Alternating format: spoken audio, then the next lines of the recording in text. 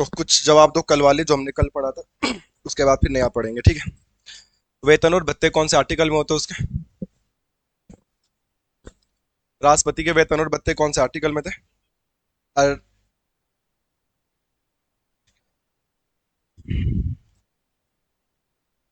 राष्ट्रपति की पद की रिक्तता के बारे में कहाँ पे लिखा गया था कुछ? 62 में लिखा गया था। और यहाँ पे ये भी लिखा होगा कि कभी भी खाली नहीं रह सकता, ठीक है। और अचानक से कुछ गड़बड़ हो गया तो 6 महीने के अंदर अंदर क्या कराना पड़ेगा?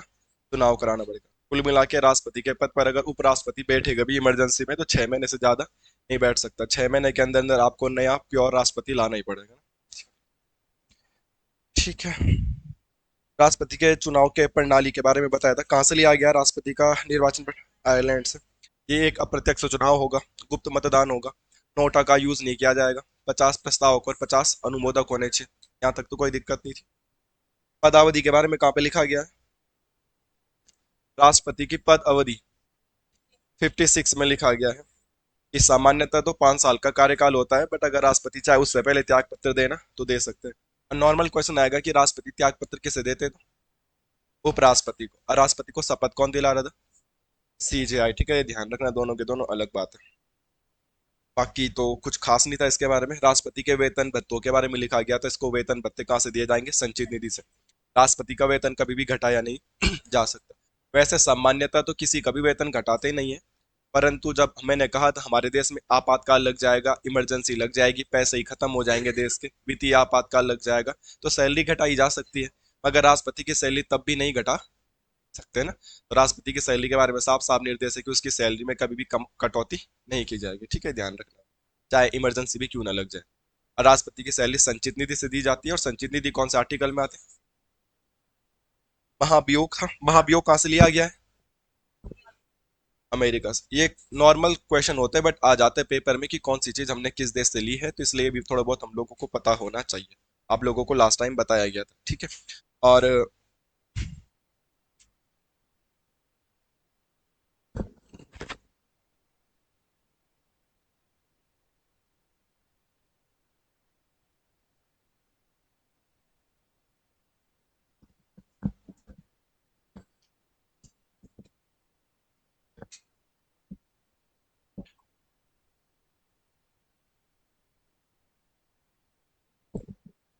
आज हम राष्ट्रपति के बारे में आगे पढ़ते हैं। कल तक जितना पढ़ाया था वो आपको याद होना चाहिए। और मेनली इंपॉर्टेंट जो चीज हमने देखी थी वो राष्ट्रपति का निर्वाचन में कौन कौन पार्टिसिपेट करता है, और राष्ट्रपति को जब उसके पद से हटाना पड़ता है कौन कौन सा भाग लेता है, वो ध्यान रखना। विधानसभा राष्ट्रपति को बनाते समय वोट तो देने जाती है, मगर जब राष्ट्रपति पे महाभियोग लगता है तो विधानसभा का कोई भी उसमें रोल नहीं है, ठीक है।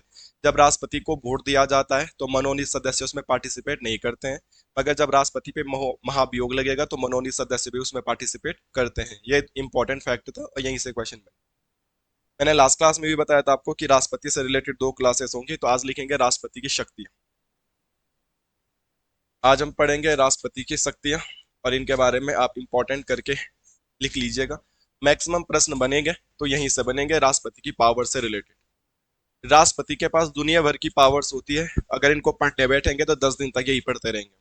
बट हमको ये सारी की सारी क्लासेस, सारी की सारी चीजें एक ही क्लास में अपडेट करनी है। थोड़ा आप समझने का भी प्रयास करें। कोई भी बात अगर समझ में नहीं आएगी तो पूछ लेना। राष्ट्रपति के पास दुनिया भर की शक्तियां होती है। राष्ट्रपति के पास क्षमादान की शक्ति, राष्ट्रपति के पास अध्यादेश की शक्ति, राष्ट्रपति के पास विधायी शक्तियां होती है, लेजिस्लेटिव पावर्स होती है राष्ट्रपति के पास। राष्ट्रपति के बाद इमरजेंसी की पावर भी होती है। चलो इमरजेंसी पावर को तो अभी हम ना भी पढ़ेंगे तो कोई प्रॉब्लम नहीं है। रीजन बिहाइंड दैट कि इमरजेंसी तो हमारे सिलेबस का एक स्पेशल अलग से टॉपिक है, तो इमरजेंसी तो अभी हमें पढ़नी भी पड़ेगी, कब कब कितनी बार क्यों लगी गई थी। इमरजेंसी को तो हम डिटेल में भी पढ़ने वाले हैं। बट फिर भी राष्ट्रपति की और भी कुछ शक्तियां होती है, जैसे क्षमादान के बारे में पता है, अध्यादेश के बारे में पता है ना, और विधायी शक्तियां होती है उसकी। तो राष्ट्रपति की जो इंपॉर्टेंट शक्तियां, वीटो पावर होती है राष्ट्रपति की। तो राष्ट्रपति की जो जो पावर्स देश में सिर्फ राष्ट्रपति को मिला है उनके बारे में थोड़ी बहुत हम बातचीत करते हैं, ठीक है। अभी मैं इमरजेंसी शक्तियों के बारे में बात नहीं करूंगा, आपातकाल शक्तियों के बारे में बात नहीं करूंगा। मैंने कहा राष्ट्रपति की बहुत सारी शक्तियां होती हैं, बट फिलहाल हम उन बातों पे फोकस करेंगे जो भी महत्वपूर्ण है। आपातकाल पे इसलिए बात नहीं होगी कि आपातकाल का स्पेशल एक लेक्चर आएगा जिसमें हम सिर्फ इमरजेंसी के बारे में पढ़ेंगे, क्योंकि वो हमारे सिलेबस में स्पेशल एक हेडिंग दे रखी है। और अभी अगर पढ़ लिया तो फिर बाद में क्या पढ़ेंगे, तो उसको अलग से ही डिस्कस कर लेंगे, जहाँ पे हम किसके बारे में पढ़ेंगे, आपातकाल के बारे में कोई दिक्कत यहाँ तक? जो भी मैंने कल लिखा था वो लगभग लगभग अभी तो याद दिख रहा है आप लोगों को जितना भी मैंने पूछा। बट अगर आप याद नहीं करेंगे तो कुछ भी होगा नहीं। मैंने आप लोगों को बताया किसी भी तरीके से याद करने की आदत है। पहली हेडिंग डालेंगे राष्ट्रपति की विधायी शक्तियां, legislative power of the president. Legislative power of the president, राष्ट्रपति की विधायी शक्तियां। राष्ट्रपति की विधायी शक्ति, जो राष्ट्रपति की विधायी शक्तियां हैं मेरे दोस्तों, इसको अगर हम पढ़ने का प्रयास करेंगे तो इसके अंदर कुछ कुछ अनुच्छेद ऐसे दे रखे हैं जो हमको याद करने हैं। और सबसे पहले शुरुआत करेंगे हम अनुच्छेद 80 से। ये भी राष्ट्रपति की एक विधायी शक्ति है और अनुच्छेद शुद्ध वर्तनी में लिखने के लिए आता है। कुछ दिन पहले मैंने हिंदी में शुद्ध वर्तनी पढ़ाई थी, तो ध्यान रख लीजिएगा। छा से पहले क्या लगेगा? आधा चा लगेगा। उसके पीछे कौन सा नियम है, कौन सा रूल है, वो मैंने आपको पढ़ाया भी था। जैसे तरु छाया, छत्र छाया, विच्छेद, ऐसे शब्द आते हैं तो आधा चा का प्रयोग किया जाता है और आप लोगों को ये भी आता है। कोई दिक्कत तो नहीं आता? अनुच्छेद 80 में क्या लिखा गया है? राज्यसभा के बारे में लिखा गया था। बट अगर आपको शक्तियां पढ़नी है तो शक्तियों में क्या लिखा गया है कि राज्यसभा में कितने सदस्यों का? 12 सदस्यों का क्या होगा? मनोनयन होगा। 12 सदस्यों का मनोनयन। तो राष्ट्रपति राज्यसभा में 12 सदस्यों का मनोनयन करता है। कौन सा अनुच्छेद के तहत करता है? 80।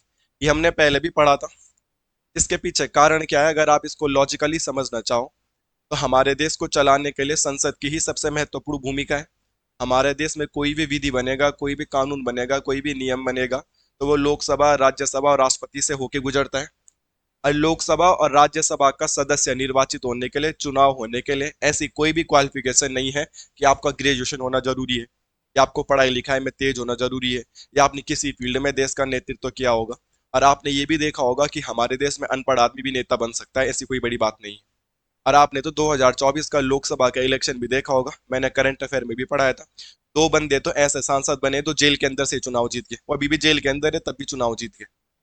तो ऐसा पॉसिबल है कि सारे सारे मूर्ख लोग वहां चले गए तो? इसलिए राष्ट्रपति को पावर दे रखी है कि कम से कम 12 तो विद्वानों को तुम कहां भेज सको? संसद में भेजो। ऐसा भी नहीं है कि सारे के सारे विद्वान, पढ़ाई वाले, टैलेंटेड लोग होने चाहिए, नहीं तो आईएएस ऑफिसर को करते।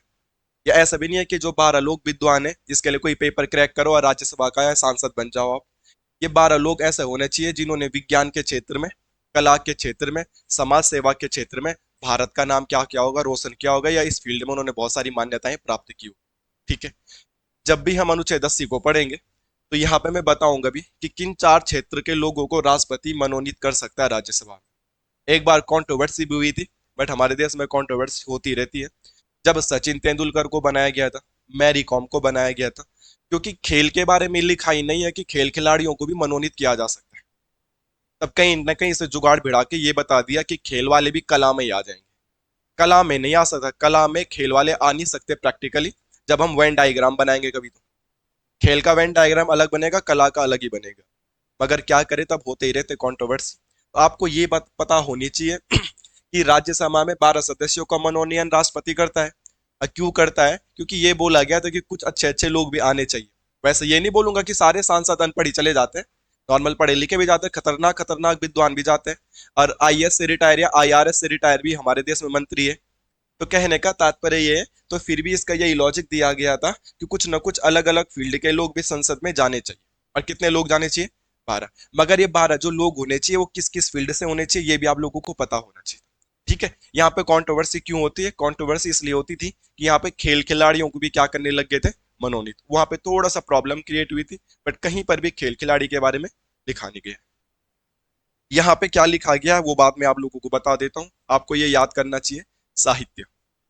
अगर आप साहित्य के फील्ड के हो, साहित्य में आपने बहुत नाम रोशन किया है, आपको ज्ञानपीठ टाइप्स के कोई अवार्ड मिले हैं, साहित्य अकादमी टाइप का कोई अवार्ड मिला है, आप साहित्य के क्षेत्र में महारत हासिल किए हो, तो आप कैपेबल हो कि राष्ट्रपति आपको अनुच्छेद 80 के तहत राज्यसभा में मनोनीत कर सकता है। ठीक है।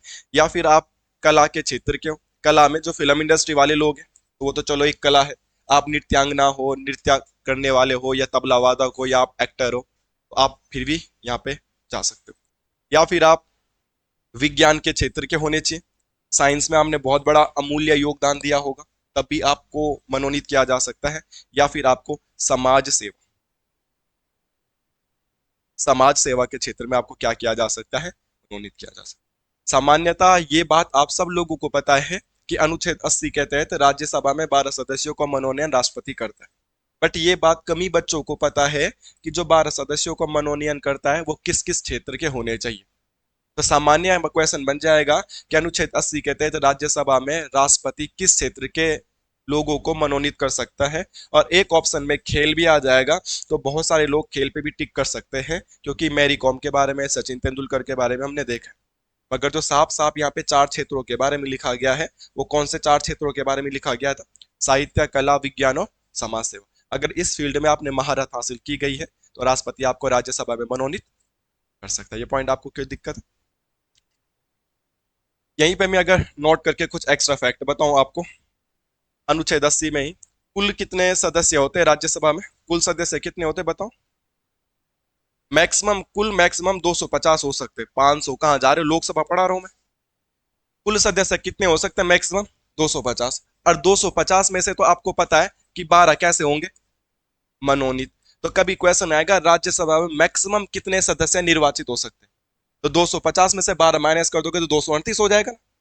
अरे 12 लोग ही तो ऐसे जो बिना चुनाव के जा सकते हैं, तो बाकी अगर राज्यसभा में जाना होगा तो चुनाव लड़ना ही पड़ेगा। जो चुनाव जीतते हैं उन्हें क्या कहते हैं? निर्वाचित। तो राज्यसभा में मैक्सिमम निर्वाचित कितने हो सकते हैं? 238। इस पॉइंट में किसी को कोई दिक्कत तो नहीं है? राज्यसभा में मैक्सिमम कितने सदस्य हो सकते हैं? 250। मनोनीत मैक्सिमम कितने हो सकते हैं? 12।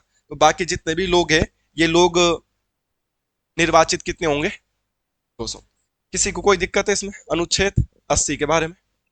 तो ये भी किसके पास सकती है? राष्ट्रपति का। अब यहाँ पे नोट करके लिख देना है। और मैं आपको प्रीवियस क्लास में पढ़ा भी चुका हूं, तो उम्मीद करता हूं पहले आप जवाब देंगे। अगर जवाब नहीं दे पाएंगे तो फिर तो मैं लिखा ही दूंगा। हमारे देश के संविधान में ऐसी व्यवस्था की गई है कि राष्ट्रपति अनुच्छेद 80 के तहत 4 क्षेत्र से 12 लोगों को क्या कर सकता है? निर्वाचित। ऐसी कहीं पे कोई बात नहीं है कि 3 यहां से, 3 यहां से, 3 यहां से, 3 यहां। सारे के सारे 12 समाज सेवा वाले भी हो सकते हैं, विज्ञान वाले भी हो सकते, कुछ भी हो सकते हैं। वह राष्ट्रपति के विवेक पे निर्भर करता है कि राष्ट्रपति किसी को भी मनोनीत कर सकते हैं। मुद्दा यह है, जो मैं आपको पढ़ा चुका हूं, आपको ये जवाब देना है कि ये वाली व्यवस्था हमने किस देश से ली है। हमने आपको पिछली हेडिंग में पढ़ाया भी है, अब प्रीवियस क्लास में ये भी पढ़ाया है कि कौन कौन सी चीज हमने किस किस देश से ली गई है। अब मैं हमेशा से यही बोल रहा हूँ कि जितना मैं पढ़ा दिया हूँ मुझे उतना याद चाहिए, इसके अलावा मुझे कुछ भी नहीं चाहिए। उस दिन मैंने पूरी 1 घंटे की क्लास अपलोड करी थी, आपको दिखाया भी था, पढ़ाया भी था फोटो के साथ। तो बताएंगे ये वाला जो सिस्टम है ये किस देश से लिया हमने? ऑस्ट्रेलिया से लिया गया। तो बहुत सही जवाब दिया इसने, ऑस्ट्रेलिया। तो आप लिख लीजिएगा ऑस्ट्रेलिया, ठीक है। और ऑस्ट्रेलिया बोर्ड से देख के लिखना। नेक्स्ट अनुच्छेद लिखेंगे आप लोग ठीक है। नेक्स्ट अनुच्छेद लिखेंगे अनुच्छेद 86। लिख दोगे ना आप ऑस्ट्रेलिया? पर ऑस्ट्रेलिया की स्पेलिंग बोर्ड से देख के लिखना, ठीक है, बता दिया मैंने।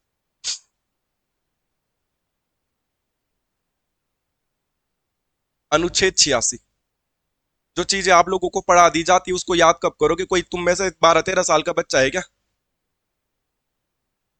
हम ऐसे मत सोचना कि अनुच्छेद 80 पढ़ा तो 1 2 3 81 82 83 है। हम ये नहीं पढ़ रहे ना। हम क्या पढ़ रहे हैं? राष्ट्रपति की शक्तियां। जहां जहां जिस जिस अनुच्छेद में राष्ट्रपति के पास पावर होगी, हम बस वो अनुच्छेद पर डिस्कस कर रहे हैं। इसमें तो कोई दिक्कत नहीं है ना मलासी जी? ठीक। अनुच्छेद 86 में क्या लिखा गया है? नोट करके लिख दो, 86 और 87। एग्जाम में आने के लिए बहुत महत्वपूर्ण है और दोनों में सेम सेम चीजें। पहले 86 में लिख लेंगे, राष्ट्रपति की अभिभाषण की शक्ति।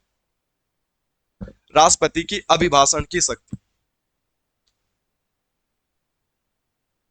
मैं शॉर्टकट में लिख देता हूं, राष्ट्रपति का अभिभाषण। अभिभाषण, भाषण मतलब संबोधित करना होता है ना। जैसे स्कूल में हम भाषण देते थे तो संबोधित तो करते थे स्टेज में जाके। कोई दिक्कत इसमें? तो कहीं यहाँ ऐसा नहीं लिखा होगा, ऐसा लिखा होगा कि राष्ट्रपति संसद को संबोधित कर सकता है। राष्ट्रपति संसद को संबोधित कर सकता है। तो किस अनुच्छेद के तहत करता है? सेम चीजें अनुच्छेद 87 में भी लिखी गई है, मगर आप पहले 86 को तो समझ लो, फिर अब 87 को भी पढ़ लेंगे। मैं कह रहा हूं कि अनुच्छेद 86 में क्या लिखा गया है कि राष्ट्रपति का अभिभाषण होगा। कहां होगा भाई? संसद में होगा। हाँ, ऐसा नहीं है कि संसद में होगा, राष्ट्रपति इंडिविजुअली सिर्फ लोकसभा को भी क्या कर सकता है, भाषणबाजी कर सकता है। जैसे फिर राज्यसभा वालों को बोलेंगे कि कल मैं राज्यसभा आऊंगा, सबके सब चुपचाप रहेगा, मैं आपको कुछ समझाऊंगा। नॉर्मल लोकसभा और राज्यसभा आपने टीवी में देखा है ना, और सब लोग अपने अपने मुद्दे को उठाते रहते हैं, ऊपर अध्यक्ष बैठा रहता है, ढोल पीटते रहते हैं, हल्ला करते रहते हैं, ऐसा होता रहता है। मगर राज्यसभा में या लोकसभा में या दोनों को एक साथ जब मन करेगा राष्ट्रपति का, राष्ट्रपति उनको क्या कर सकते हैं, संबोधित कर सकते हैं कि भाई परसों मैं आ रहा हूं, सबके सब शांत बैठेंगे, इस मुद्दे पे बात होंगे। उस दिन कोई शोरगुल नहीं करता है, सबको सामान्य रूप से देखा जाता है, चाहे आप कांग्रेस को, चाहे बीजेपी को, चाहे कुछ भी हो। वहां पे कोई ऐसे मुद्दे पे बात नहीं होती जैसे सामान्य बात हो रही होती। तो राष्ट्रपति क्या संसद को संबोधित कर सकता है? हम बोलेंगे यस। और किस अनुच्छेद के तहत करता है? 86 के तहत कर सकता है। यहाँ पे ऐसा भी बोला जा सकता है, क्या राष्ट्रपति लोकसभा को संबोधित कर सकता है? यस। चाहे राज्यसभा बोलो यस। मैंने एक साथ क्या लिख दिया? संसद। ऐसा कुछ नहीं है कि दोनों को मिला के क्या करेंगे, भाषणबाजी। इंडिविजुअली भी क्या की जा सकती है, भाषणबाजी। बट यहाँ पे मैं एक फैक्ट लिख रहा हूं, जो ये भाषणबाजी होती है ये होती सामान्य। ये क्या होती है? इसके लिए कोई टाइम की फाउंडेशन नहीं है, इसके लिए कोई फिक्स टाइम नहीं है। जब राष्ट्रपति जी का मन करेगा या जब राष्ट्रपति जी को उचित लगेगा कि अभी जाके मुझे कुछ ना कुछ भाषण बोल देना चाहिए, अभी जाके मुझे कुछ ना कुछ मुद्दे उठा देने चाहिए, तो राष्ट्रपति जा सकते हैं, एक ऑर्डर देंगे कि सबके सब जमा हो जाना, कल मैं आऊंगा। कोई रूल एंड रेगुलेशन इसके लिए नहीं है। जब राष्ट्रपति चाहे तब क्या कर सकते हैं, अभिभाषण। तो ये होता है एक सामान्य अभिभाषण। क्या होता है? मगर जो 87 है, आर्टिकल 87, इसमें लिखा गया है राष्ट्रपति का विशेष अभिभाषण। क्या लिखा गया है? विशेष अभिभाषण। अब दोनों में सेम है ना, इसीलिए मैंने कहा था ये एग्जाम में फंसेगा, एग्जाम में आता है। 86 में भी राष्ट्रपति क्या करेगा, राष्ट्रपति जी क्या करेंगे, भाषण करेंगे। पर उस राष्ट्रपति के भाषण के लिए जो अनुच्छेद 86 है, क्या उसमें कोई टाइम का बॉन्ड है क्या, कि इसी टाइम आना है या इतने टाइम आना है या ये करना वो करना? जब राष्ट्रपति जी चाहे तब हो सकता है ना ये। मगर ये नहीं है। ये विशेष क्यों है? क्योंकि ये स्पेशल होगा। विशेष का मतलब ही क्या होता है भाई, स्पेशल। तो इसके लिए स्पेशल टाइम है। इसके लिए क्या स्पेशल टाइम है? आइए, सिर्फ दो टाइम होता है। कब? एक तो आम चुनाव के, आम चुनाव के पहले सत्र में, पहले सत्र में। समझने का प्रयास करें मैं क्या पढ़ा रहा हूँ, क्या लिखा रहा हूँ। बिना समझे कोई भी चीज उतारे नहीं, क्योंकि तुम लोग उतारते हो और फिर याद नहीं कर पाते। अगर आप समझ जाओगे तो याद करने में मदद मिलेगी। और दूसरा ये है, हर वर्ष के पहले सत्र में। ये ध्यान रखना, राष्ट्रपति का जो विशेष अधिवेशन होता है, सॉरी, विदेश विशेष अभिभाषण होता है, वो दो ही कंडीशन में होता है। ये वाला कंडीशन तो सबको नॉर्मल समझ में आ रहा होगा। हर वर्ष जब भी हमारे देश में नया साल लगता है, आप बोलते हो ना मार्च फाइनल हो गया फिर नया साल, ऐसे बोलते हैं ना आप लोग। तो हर साल का जो पहला सत्र चलेगा वो राष्ट्रपति के अभिभाषण से ही शुरू होता है। हमारे संसद में कितने सत्र चलते हैं पहले ये भी पता है आप लोगों को, कि शुद्धि बता रहा हूं मैं? चलो, बहुत अच्छा जवाब दिया आपने। मैं यहाँ पे एक्स्ट्रा फैक्ट लिख देता हूँ जिसको नहीं पता है। ठीक है, यहां से भी क्वेश्चन, अभी मैं इस पे डिस्कस करूंगा, बट पहले मैं आपको ये तो बता दूं सत्र कितने होते हैं।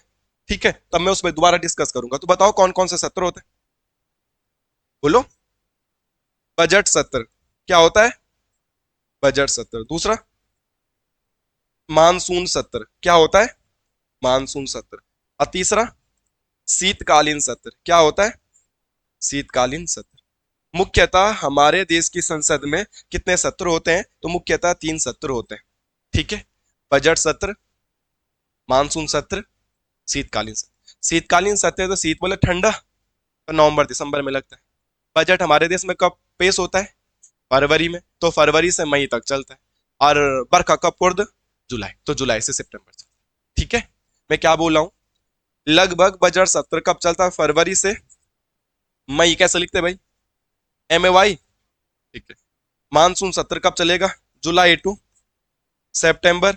और शीतकालीन कब चलेगा? नवंबर टू दिसंबर। तो मलासी जी, अगर आपसे पूछा जाएगा संसद में कितने सत्र चलते हैं? 3। और ये उत्तराखंड के ग्रुप सी का क्वेश्चन है। अभी तो आप लोगों को पता चल गया, मैंने टाइम भी लिख दिया है।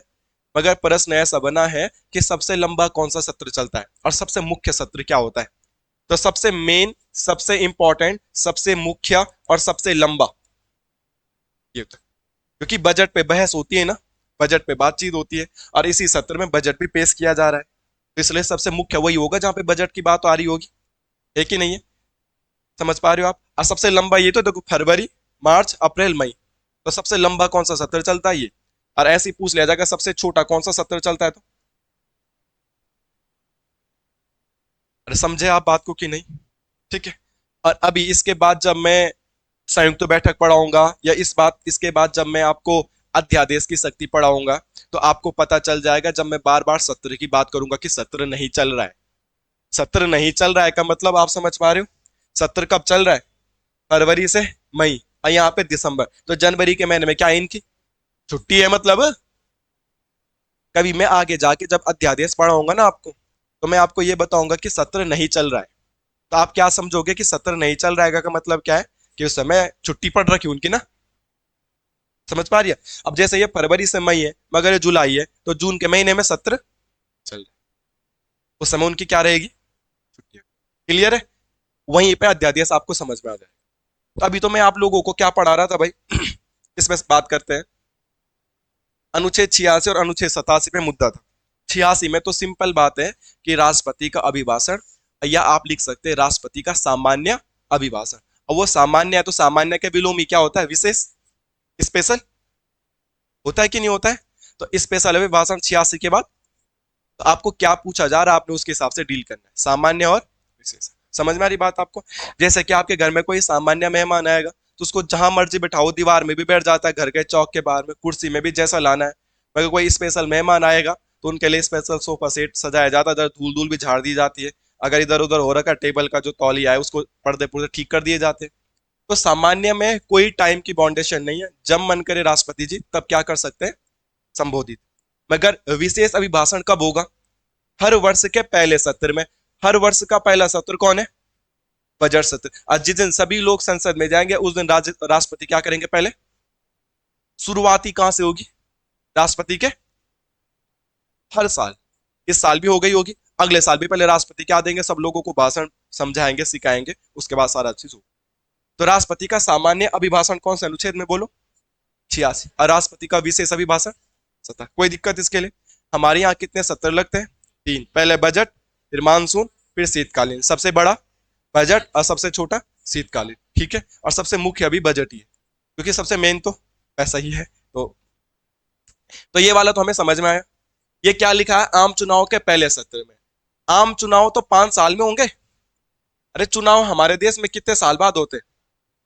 आम चुनाव को जिसको पता नहीं है वो लोकसभा के चुनाव लिखेगा। आम चुनाव को क्या बोला जाता है? अरे आम चुनाव को क्या बोला जाता है? लोकसभा के। राज्यसभा वालों को वोट देते हो तुम? नहीं। तो आम आदमी किसको वोट देता है? लोकसभा वालों को। तो लोकसभा के चुनाव को क्या कहा जाता है? आम चुनाव। बार बार हम सुनते भी ना आम चुनाव का वर्ड। राज्यसभा वालों को तो हम वोट देते नहीं है, तो लोकसभा के चुनाव को क्या कहा जाता है? आम चुनाव। अभी लोकसभा का चुनाव हुआ था 2024 में, लास्ट ईयर, हमने करंट अफेयर में भी पढ़ा था। तो हमारे देश में जो 540-45 जितने भी मेंबर है लोकसभा के, वो सब नए नए चुन के गए थे ना संसद में। तो जब वो सब लोग नए नए संसद में चुन के जाएंगे, तो उस दिन पहले राष्ट्रपति उनको क्या देगा? अभिभाषण देगा।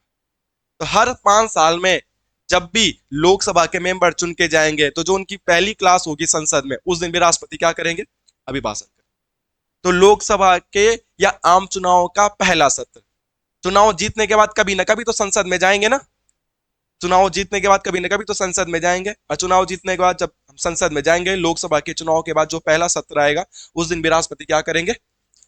अभिभाषण करेंगे। तो इसलिए विशेष है, क्योंकि इनमें फिक्स टाइम है। एक तो राष्ट्रपति जी कब आएंगे? हर साल के बजट सत्र से पहले। और एक राष्ट्रपति कब आएंगे? हर 5 साल में आम चुनाव से। समझ में आ रही बात? और आम चुनाव को क्या कहा जाएगा? लोकसभा का चुनाव। इसीलिए यह विशेष है और वो सामान्य है। ठीक है? राष्ट्रपति की विधायी शक्ति अभी तुम लोगों ने 3 ही पढ़ी है। 80 में क्या था? राज्यसभा में 12 सदस्यों को मनोनीय। पर ये कौन से फील्ड के होने चाहिए? समाज सेवा हो सकता है, साहित्य हो सकता है, विज्ञान हो सकता है, और कला हो सकता है। ठीक है? कर तो इनसे आउट भी देते हैं। मैंने भी बताया था, मैरी कॉम थी, सचिन तेंदुलकर, पर क्या करे, बिना विवाद के तो कुछ हमारे देश में कुछ चीजें संभव नहीं है। ठीक है, मगर सामान्यतः बात उन चार ही क्षेत्रों की है। ठीक है, फिर हमने लिखा है कि ये जो मुद्दा है ये हमारे देश का अपना मुद्दा नहीं था। जब हम संसद को संविधान बना रहे थे तो हमने विदेशी देश से कुछ स्रोत लिए थे, तो ये कहाँ से लिया था हमने? आयरलैंड से। ठीक है, ध्यान रखना। फिर हमने पढ़ा होगा 86, 86 में सामान्य अभिभाषण, तो राष्ट्रपति के उसके लिए कोई भी टाइम का सिस्टम नहीं है, मगर विशेष अभिभाषण दो ही टाइम पे दिया जाएगा, या तो हर साल का पहला सत्र चल रहा होगा या फिर आम चुनाव के बाद का पहला सत्र। इसमें किसी को कोई दिक्कत है? बाकी सत्र कितने होते हैं? तीन। पहला सत्र बजट, फिर मानसून, फिर शीतकालीन। सबसे मेन बजट, सबसे बड़ा बजट और सबसे छोटा शीतकालीन। यहाँ तक कोई दिक्कत? जैसे अभी याद रहता है ना, ऐसे ही कल भी याद होना चाहिए। 24 घंटे में तुम क्या खाते हो ऐसा कि तुम भूल के आ जाते हो उसे। ठीक है, नेक्स्ट लिखेंगे। अनुच्छेद 108, ये सबको पता है, इसको तो सिंपल लिख दोगे। आर्टिकल 108 में क्या है बताओ? संयुक्त बैठक, ज्वाइंट सेशन, तो इसको सिंपल लिख दो।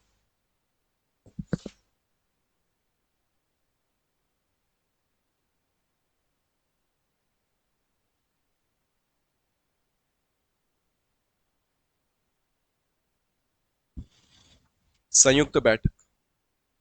अब यहां से ना पटवारी के पेपर में एक क्वेश्चन आया था, बहुत सारे बच्चे जल्दीबाजी में गलत कर दिए।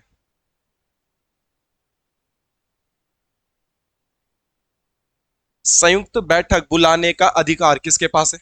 कौन संयुक्त बैठक बुला सकता है भाई? राष्ट्रपति। हम पढ़ी राष्ट्रपति की शक्तियां रहे तो सिंपल ही बात है। आज संयुक्त बैठक बुलाने का अधिकार राइट राष्ट्रपति के पास है। कौन से आर्टिकल के तहत? 108। मगर जब संयुक्त बैठक आती तो मतलब लोकसभा के लोग भी आएंगे और राज्यसभा के लोग भी आएंगे। जैसे तुम लोकसभा वाले हो गए, इधर वाले बच्चे राज्यसभा हो गए, तो कोई ना कोई तो चीफ गेस्ट की कुर्सी पे बैठेगा ना ऊपर। चीफ गेस्ट बोल रहा मैं, जो प्रेसिडेंट की कुर्सी पे बैठेगा ना ऊपर। जैसे कि तुम लोग लोकसभा वाले, तुम राज्यसभा वाले लोग हो और सबके सब आ गए, ज्वाइंट सेशन बुला दिया। मैं राष्ट्रपति हूं, मैंने ज्वाइंट सेशन बुला दिया, पर कोई तो प्रेसिडेंट बनेगा ना, तो ध्यान रखना वो लोकसभा का अध्यक्ष बनता है। ये पटवारी या ईओ के पेपर में आया था। और वहां पे लोग ज्वाइंट सेशन या संयुक्त बैठक देखते ही पहले ही राष्ट्रपति पे टिक मार दिया और बाद में पता चला उसने क्या पूछा। अगर क्वेश्चन आएगा संयुक्त बैठक की अध्यक्षता कौन करता है, संयुक्त बैठक की अध्यक्षता, तो ये लोकसभा का स्पीकर करता है। लोकसभा स्पीकर या लोकसभा का अध्यक्ष करता है। संयुक्त बैठक बुलाता कौन है? राष्ट्रपति। मगर बुला के अध्यक्षता कौन करता है? लोकसभा का अध्यक्ष। ये पटवारी या ईओ के पेपर में आया था, क्योंकि दोनों तीनों पेपर एक बार यूकेपीएससी ने करवाए थे। एग्जैक्ट मुझे याद नहीं है, मगर बहुत सारे दोस्तों ने क्या किया कि संयुक्त बैठक देखा और राष्ट्रपति वाले गोले को टिक कर दिया। और आप लोगों ने भी परसों कनी सैक का पेपर दिया होगा। ये हमारा ह्यूमन नेचर है कि दो चार क्वेश्चन तो हम आते आते गलत जरूर कर लेते पेपर में, क्योंकि जल्दीबाजी रहता है, प्रेशर रहता है। तो आप ऐसा ना करें। संयुक्त बैठक कौन बुलाता है? राष्ट्रपति। बट उसकी अध्यक्षता कौन करता है? लोकसभा का। ये किस अनुच्छेद में लिखा गया है? 108। यहां तक किसी को कोई समस्या, दुख, तकलीफ है? पक्का? किसी को कोई दिक्कत है इसमें? चलिए नेक्स्ट लिखिएगा दोस्तों। अच्छा, नॉर्मल क्वेश्चन पूछूंगा जैसे अभी पूछा था मैंने। हमने अनुच्छेद 80 को पढ़ा। अनुच्छेद 80 में जो भी बातें लिखी गई थी हमारे संविधान निर्माताओं ने दूसरे देश से खरीदी थी, ये ली थी। किस देश से? आयरलैंड से। और ये सारी चीजें मैं आप लोगों को पढ़ा भी चुका हूं और यहाँ से क्वेश्चन बनते हैं। तो ऐसे जैसे इस संयुक्त बैठक का कॉन्सेप्ट है, ये भी हमारे देश के संविधान निर्माताओं की दिमाग की खुद की उपज नहीं है, ये भी हमने दूसरे देश के संविधान से प्रेरित होकर लिया है। तो संयुक्त बैठक ज्वाइंट सेशन किस देश से लिया है बताओ? बोलो, कोई तो बोलो। जैसे पिछली बार बोला तुमने, कौन से कुछ हो गया? बोल भाई, अंकित भाई। South Africa. और मलासी जी, कुछ तो बोल दो। कोई तो ऑस्ट्रेलिया भी बोल रहा है, डर डर के बोल रहा है। कौन है वो ऑस्ट्रेलिया वाला? राजेश्वरी बता। हाँ? तो ये लिया गया है ऑस्ट्रेलिया से। ठीक है, जो संयुक्त बैठक है किस देश से लिए हमने? ऑस्ट्रेलिया से लिए। अब अंकित भाई ने बोला था अफ्रीका। अफ्रीका से क्या लिया गया, कोई बताएगा? संविधान संशोधन की प्रक्रिया। ठीक है, संविधान में संशोधन भी होते हैं ना, तो वो लिया गया। तुम याद नहीं कर रहे हो यार कुछ भी नहीं। 367 तो तुम्हें याद है। हाँ प्रकाश भाई, करेगा याद तू? कब करेगा याद तब यार, ऐसु साल के दिन। बिना याद करे नौकरी लगने का कोई ऑप्शन नहीं है, कोई तरीका नहीं है। ठीक है, कुछ छूटा है? मैंने इतना ही लिखा या कि ज्वाइंट सेशन 108 के तहत होता है। ज्वाइंट सेशन को आहूत कौन करता है? राष्ट्रपति। बट ज्वाइंट सेशन की अध्यक्षता लोकसभा का स्पीकर करता है। पर मैं ये लास्ट में ये भी पढ़ाया नहीं तो मैं पढ़ा चुका हूँ, बस मैंने पूछा तुमसे क्योंकि मैं तुम्हें पढ़ा चुका हूँ कि ये जॉइंट सेशन का सिस्टम लिया कहाँ से गया है। तो कहाँ से लिया गया है? ऑस्ट्रेलिया से लिया, ये ध्यान रखना। एक तो होता है मूर्ख, मगर सभी मूर्ख एक साथ इकट्ठा हो गए, ये कैसे हो सकता है, ये समझ नहीं आ रहा। चलो नेक्स्ट लिखो। अनुच्छेद 331, आर्टिकल 331। भाई जी ये बहुत महत्वपूर्ण है, याद कर लेना। ये इसलिए महत्वपूर्ण है कि वर्तमान में इसकी कोई वैल्यू नहीं है। लगभग 2019 में इसमें जो भी प्रावधान किया गया था उनको समाप्त कर दिया गया है, और 25 जनवरी 2020 से वो एक्टिव भी हो गया है। अभी 25 जनवरी 2025 क्या चल रहा है, 2025 चल रहा है। तभी रिसेंट में इनको खत्म उत्म किया गया था। तो क्या पता कभी पेपर में कुछ बन जाए। यहाँ से एक दो बहुत महत्वपूर्ण क्वेश्चन भी आते वो देखते हैं। हमने क्या देखा था कि 80 में राष्ट्रपति राज्यसभा में सदस्यों का मनोनयन करता है, कितना? 12। बट 331 के तहत राष्ट्रपति लोकसभा में भी सदस्यों का मनोनयन करता था। वो किसका करता था? एंग्लो इंडियन, यदि राष्ट्रपति को जरूरत लगे तो। ठीक है, तो ध्यान रखना, लोकसभा में दो सदस्यों का, बोलो, मनोनयन, और दो सदस्यों का मनोनयन होगा, वो कौन से होंगे? Anglo Indian. तो एंग्लो इंडियन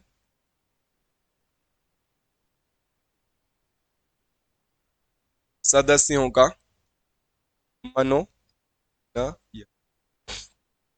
ठीक है मेरे भाई, राष्ट्रपति लोकसभा में दो एंग्लो इंडियन सदस्यों का मनोनयन कर सकता था। ये जो है, ये था में, ये पास्ट है, ये अब नहीं है। अब ये हमारे देश में क्या हो गया है? खत्म हो गया। मगर क्वेश्चन आएगा कि राष्ट्रपति क्या लोकसभा में एंग्लो इंडियन का मनोनयन कर सकता था? तो कर सकता था, बट किस अनुच्छेद के तहत करता था भाई? 331 के तहत करता था। ये ऐसा नहीं लिखा गया है कि करेगा ही करेगा। जैसे अनुच्छेद 80 है ना, तो वहां पे फिक्स है कि राष्ट्रपति 12 सदस्यों को मनोनयन करेगा तो करेगा। वैसा तो अभी खत्म ही हो गया है, बट मैं ऐसी आपकी सामान्य जानकारी के लिए बता रहा हूं। ऐसा कुछ नहीं था कि राष्ट्रपति 331 के तहत लोकसभा के दो सदस्यों को मनोनयन करेगा ही करेगा। क्या पता हमारे देश में जो लोकसभा के सांसद बनते हैं ना, 500 550 कितने बनते हो, 545 50, है ना? क्या पता उनमें से नॉर्मल ही कुछ एंग्लो इंडियन चुनाव जीत के चले जाए। एंग्लो इंडियन होता तो भारत का नागरिक है ना, एंग्लो इंडियन विदेशी नहीं होता। एंग्लो इंडियन कौन होता है? भारत का नागरिक होता है। तो क्या पता सामान्य चुनाव जीत के चले जाए। जैसे हमारी पौड़ी की लोकसभा सीट है, यहाँ से सांसद कौन बने? त्रिवेंद्र तीरथ सिंह रावत थे पहले, अभी को अनिल बलूनी बना। तो अनिल बलूनी के अपोज में अगर कोई एंग्लो इंडियन चुनाव लड़ जाता और वो चुनाव जीत के ही कहां चले जाता? लोकसभा में। तो राष्ट्रपति को फिर इलेक्ट करने की जरूरत, राष्ट्रपति दो एंग्लो इंडियन का मनोनयन तब करते थे जब उनको दिखता था कि इस भीड़ में कोई भी एंग्लो इंडियन नहीं है, तो दो को बिना चुनाव लड़े ही राष्ट्रपति क्या बना देते थे? सांसद बना देते। किस अनुच्छेद के तहत? 331 के तहत। तो यहाँ पे एक शब्द आया है क्या? Anglo Indian. तो मुझे ये बता पाओगे कि एंग्लो इंडियन होता क्या है? आप में से मैक्सिमम जनता को यह पता ही नहीं होगा कि एंग्लो इंडियन होता क्या है। आप में से क्या, इसको मैं अगर ऑनलाइन भी अपलोड करूंगा तो जितने भी इसे देखेंगे, अगर 1000 लोग देखेंगे तो 1000 में से 900 को ही पता नहीं होगा कि इसको क्या बोलते हैं। ढूंढ फिर के 50 100 लोगों को पता होगा कि एंग्लो इंडियन कहते हैं किसे। आप लोगों को पता है एंग्लो इंडियन किसे कहते हैं? क्योंकि नॉर्मल, हाँ बोलो, कुछ कुछ बोल रहे हो, आप बताओ, क्या पता तुम्हें पता हो। विदेशी व्यक्ति भारत में शादी कर देगा तो, ठीक है, ठीक है। जैसे मैं एक ऑस्ट्रेलियन लड़की से बात करता हूं, अगर मैंने उससे शादी कर ली तो हमारे बच्चे एंग्लो इंडियन। तुम बोलो विदेशी। चलो, मम्मी और पापा एक बार, तो मैं भारतीय हूँ, मेरी गर्लफ्रेंड ऑस्ट्रेलियन है, मैंने उससे शादी कर ली तो मैं तो भारतीय हूँ, तो हमारा बच्चा एंग्लो इंडियन है? आदमी विदेशी होगा। मैं नेपाली हूँ, मैं इंडिया आया कंबल बेचने के लिए, मैंने यहाँ शादी कर ली है। अब हमारा जो बच्चा होगा क्या वो एंग्लो इंडियन? तुम विदेशी बोल रहे हो ना, मैं तो तुम्हें एग्जाम्पल बता रहा हूँ, बताओ। प्रॉपर नेपाल प्रॉपर फॉरेन नहीं है। जो प्रॉपर विदेशी और उसने बच्चा, बच्चा भारत में तभी तो होगा जब ब्याह करेगा, बच्चा कैसे हो जाएगा भारत में। मैं यही तो बोल रहा हूँ कि नेपाली है। अब वो आया था सर्दियों के टाइम पे, जब हमारे यहाँ शीतकालीन सत्र चल रहा था, उसने बोला कॉम्बल ले लो, और उसने दो कॉम्बल सस्ते दिए, और दो कॉम्बल सस्ते दिए, उसने शादी कर लिया और बच्चा भी हो गया। तो अब बताओ क्या इनका जो बच्चा होगा वो एंग्लो इंडियन? मैं यही तो पूछ रहा हूँ, अकॉर्डिंग टू यू, जिसका माता पिता, हाँ, ये है माता, माता भारतीय नहीं है जिससे एक साथ कंबल बेच रहे हैं, हाँ?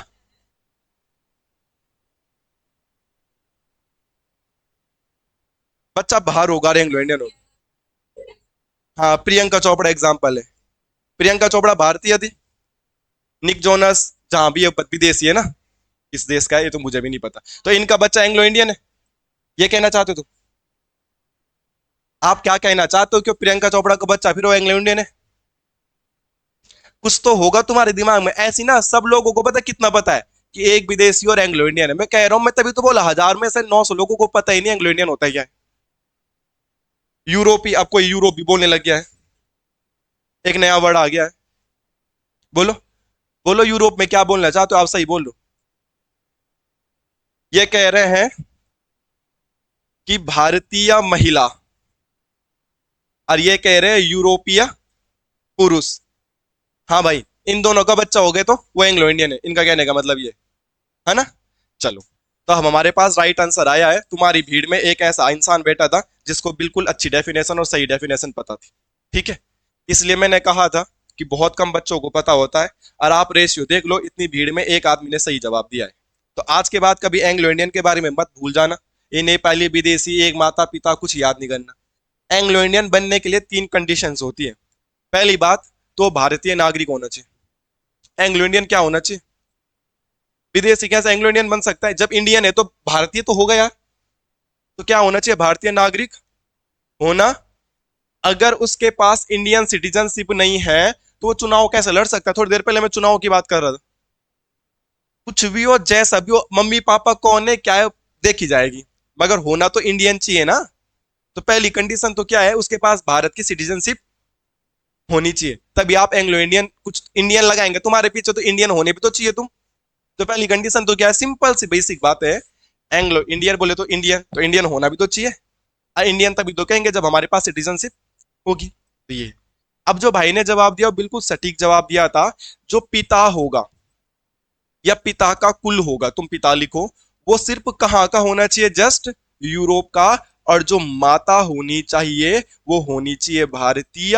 और इनका जो बच्चा होगा वो एंग्लो इंडियन एआई होगा। मतलब अफ्रीकन आदमी ने अगर इंडियन महिला से शादी करी तो उनका बच्चा एंग्लो इंडियन नहीं है। नेपाली आदमी ने भारतीय महिला से शादी करी तो नहीं है। अमेरिकन आदमी ने करी, नहीं है। जस्ट कहाँ का? यूरोप का। अब वो चाहे फ्रांस का है, चाहे वो कहीं का भी है, उस पर हमें कोई लेना देना नहीं है। बस कहाँ का होना चाहिए? यूरोप कॉन्टिनेंट का होना चाहिए, पॉइंट ध्यान रखना। विदेशी नहीं बोल सकते, क्या बोलेंगे? यूरोप। हमारे यहाँ 7 महाद्वीप है ना, Asia, Australia, northern America, southern America, कहीं का भी विदेशी पुरुष अगर भारतीय महिला से शादी करके बच्चा उत्पन्न होता है तो वो एंग्लो इंडियन की कैटेगरी में नहीं आएगा। एंग्लो इंडियन की कैटेगरी में कब आएंगे? जब पुरुष कहाँ का हो? यूरोप का। अब यूरोप में 46 देश है, यूरोप महाद्वीप। विश्व का भूगोल पढ़ाया है तुम्हें कभी?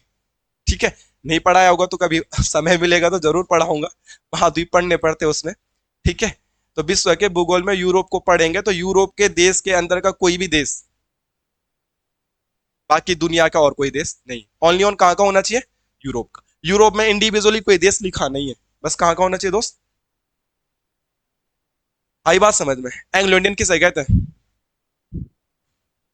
अब तो बोल दो कि भारतीय नागरिक होना चाहिए, और पिता यूरोप के किसी भी देश का चलेगा, और माता भारतीय चलेगी, ठीक है। माता पिता में से एक विदेशी नहीं बोलना।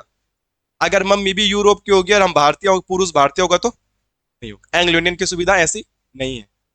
एंग्लो इंडियन की सुविधा तभी है जब इंडियन महिला किसी यूरोपीय मूल के व्यक्ति से क्या कर ले? शादी कर ले, ठीक है। जैसे तुमने देखा होगा मैक्सवेल क्रिकेटर है ना, तो उसने हैदराबाद की किसी लड़की से भोपाल की किसी लड़की से शादी करी है, तो उनका बच्चा भी एंग्लो इंडियन नहीं होगा, क्योंकि मैक्सवेल कहाँ का है? ऑस्ट्रेलिया का है, क्योंकि ऑस्ट्रेलिया वालों के लिए सुविधा नहीं है। कहाँ के लिए ये सुविधा? बस यूरोप के लिए। समझ में आई थोड़ा बहुत बात? आज के बाद एंग्लो इंडियन को भूल मत जाना, कहीं पर नोट करके लिख दो। एंग्लो इंडियन की परिभाषा भारतीय संविधान के अनुच्छेद 366 में दी गई है। ये बात मैंने नहीं बोली, ठीक है? ये बात किसने बोली है? अनुच्छेद 300, अनुच्छेद 366 में क्या है? एंग्लो इंडियन की परिभाषा, the definition of Anglo Indian.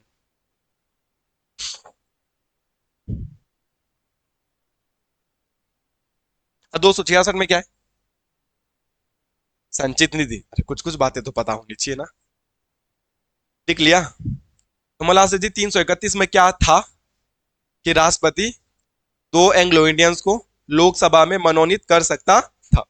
उसके बाद तो हम एंग्लो इंडियन पे ही घूम गए कि एंग्लो इंडियन होता क्या है भाई। तो एंग्लो इंडियन वो होता है कि भाई भारत के नागरिक तो होना ही चाहिए, जब भारत में चुनाव लड़ना है, भारत में कुछ भी करना है तो।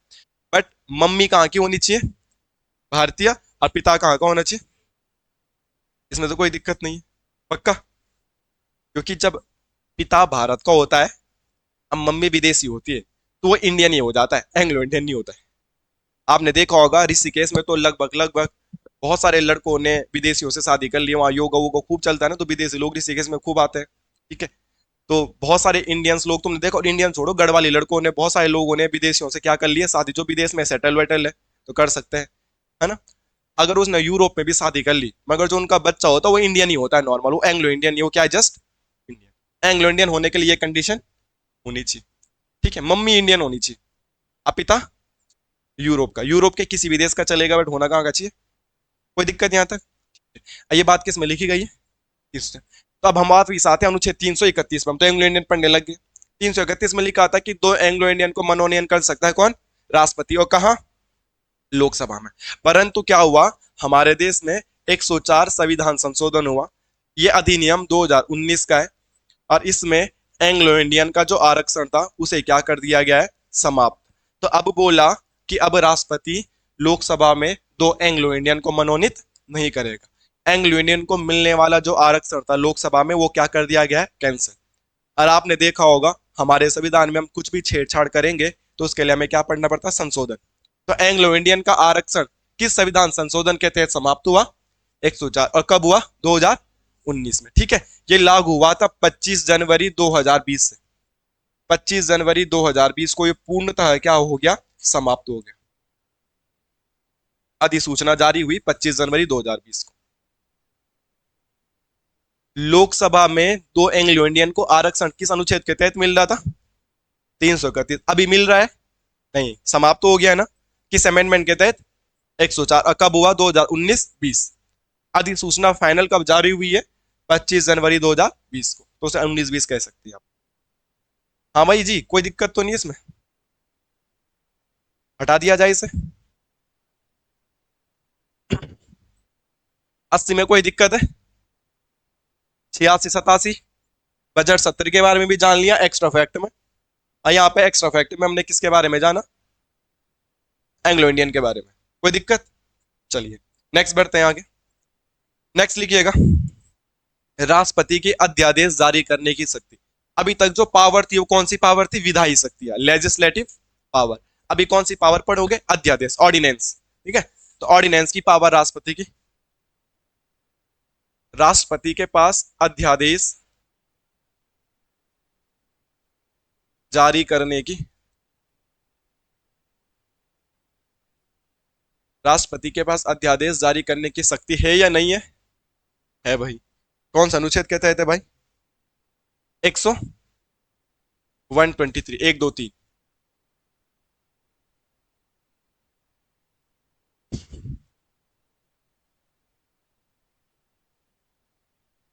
सामान्य क्वेश्चन आएगा, राष्ट्रपति अध्यादेश कौन सा अनुच्छेद के तहत जारी करता है? तो 123 के तहत।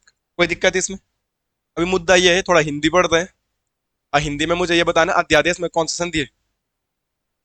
यण संधि है। या से पहले आधा अक्षर है तो कौन सी संधि होगी? यण संधि होगी। इसे तोड़ेंगे कैसे? जहां तक आधा अक्षर होता है वहां तक क्या लिखते हैं? पूरा। अब पीछे या देश है तो या देश में से या हटा के क्या हो जाएगा? आदेश। अब ये या है तो या के लिए कौन सी मात्रा? ई। अब वाह होता है तो कौन सी मात्रा? ऊ की मात्रा, सबसे सरल यही है। जहां तक आधा अक्षर है वहां तक पूरा लिख दो। या बनेगा तो ई, अवा बनेगा तो ऊ। या अवा के अलावा कुछ और बनता ही नहीं है। अब पीछे का तो जैसा होता है वैसे उतार देते हैं। ठीक है। जो सबसे बड़ा आदेश होता है, अध्यादेश जो होता है, वो ये होता है। अध्यादेश की परिभाषा क्या है अगर हम कॉन्स्टिट्यूशन के हिसाब से देखें? आपने इतना पढ़ा है कि राष्ट्रपति अध्यादेश जारी कर सकता है अनुच्छेद 123 के तहत। आप इसे याद करेंगे तो रट्टा लगा लो, बट आप इसे समझ लीजिएगा क्या होता है। और अध्यादेश से कथन वाले क्वेश्चन बनेंगे। इस कंडीशन में जारी हो सकता है, या इस कंडीशन में जारी हो सकता है, या इस कंडीशन में जारी हो सकता है, ये कब होगा? नॉर्मल हमने तो इतना पढ़ लिया कि अध्यादेश जारी होता है 123 में, मगर कुछ तो कंडीशन होगी जब राष्ट्रपति को अध्यादेश जारी करने की जरूरत पड़ी। क्यों पड़ेगी? कुछ तो मतलब होगा ना उसका, है ना? पहले हमको यह समझना पड़ेगा अध्यादेश क्या है, तो नोट करके लिख लीजिएगा। अध्यादेश एक अस्थायी विधि होती है। क्या होती है? अध्यादेश क्या होता है भाई? अध्यादेश, अध्यादेश एक अस्थायी विधि होती है। अध्यादेश एक अस्थायी विधि होती। अध्यादेश एक अस्थायी क्या होती है? विधि होती है। अस्थायी का मतलब क्या होगा?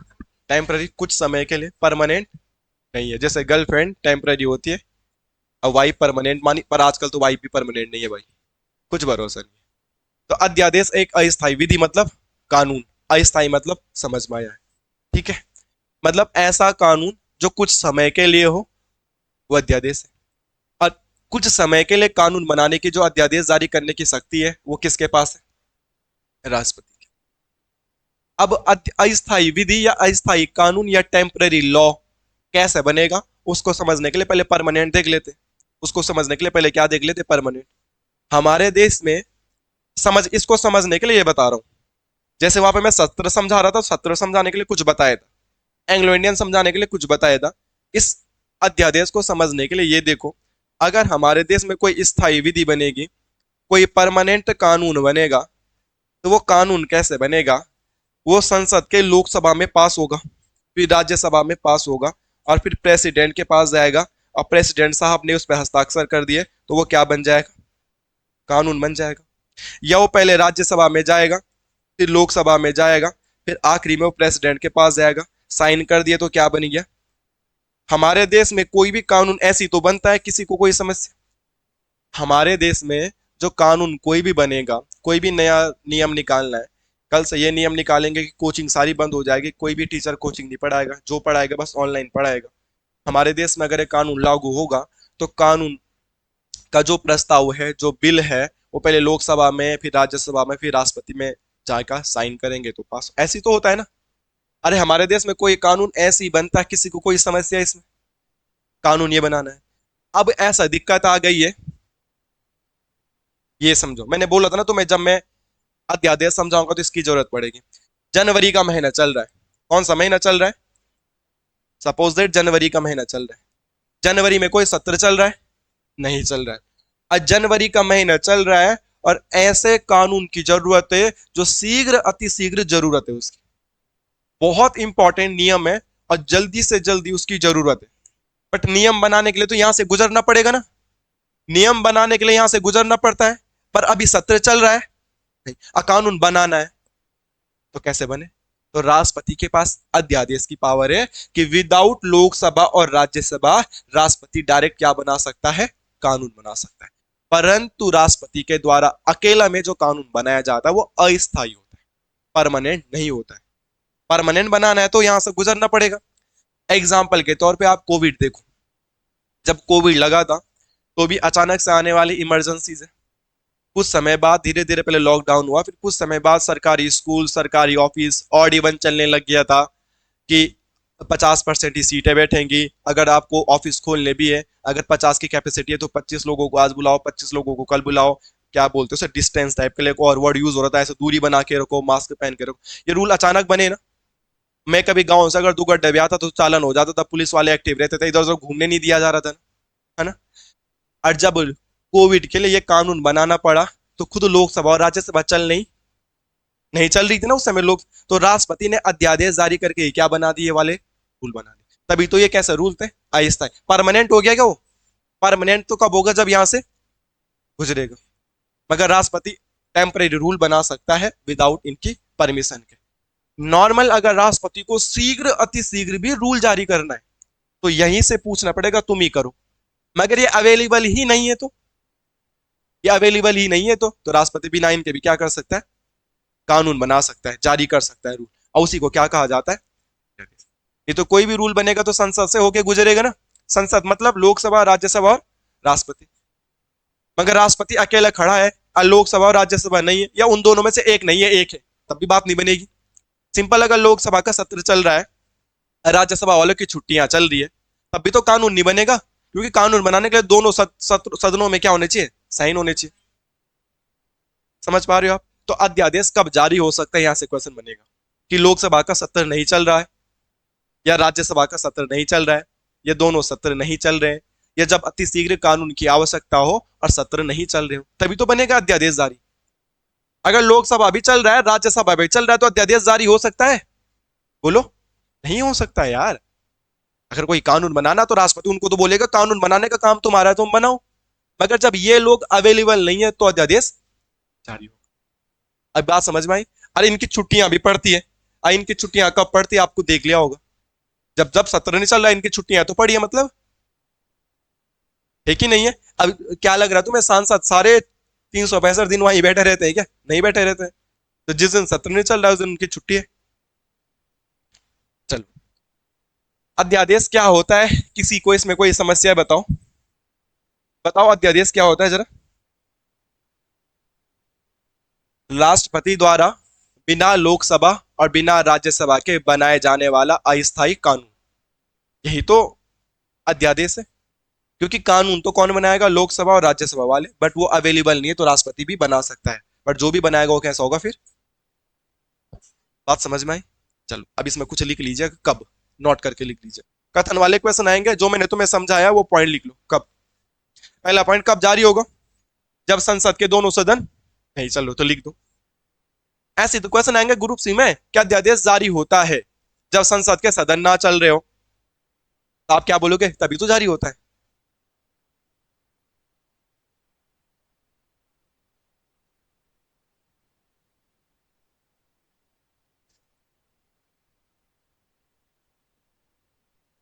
या फिर लोकसभा या राज्यसभा में से एक सदन ना चल रहा हो।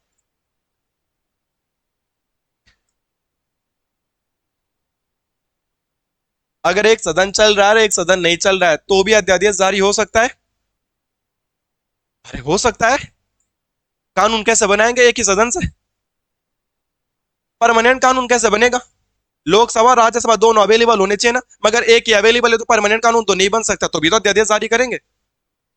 राष्ट्रपति अध्यादेश तभी तो जारी करेगा जब ये दोनों बंदे नहीं है। देखो, लोकसभा और राज्यसभा, उसके बाद ही तो प्रेसिडेंट की बारी आती है।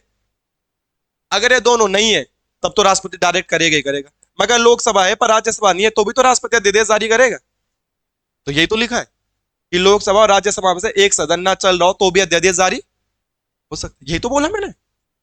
कोई दिक्कत इसमें? चाहे वो एक नहीं चल रहा है चाहे दोनों नहीं चल रहे, अध्यादेश जारी हो गई होगा तब। अगर दोनों अवेलेबल होंगे तो क्यों जारी होगा? फिर तो राष्ट्रपति बोलेगा ना उनको कि भाई कानून बनाओ। क्योंकि थोड़ी देर पहले हमने राष्ट्रपति का अभिभाषण भी देखा था। अभिभाषण जारी करेगा कि इस मुद्दे पे बात हो जानी चाहिए और ये मुद्दा कानून बन जाना चाहिए। बट अगर वो दोनों अवेलेबल नहीं है, दोनों में से एक भी अवेलेबल नहीं है, तो फिर राष्ट्रपति तो अध्यादेश जारी। तो राष्ट्रपति का अध्यादेश क्या होता है और राष्ट्रपति का अध्यादेश कब जारी होता है, किसी को कोई समस्या है इसमें? ठीक है।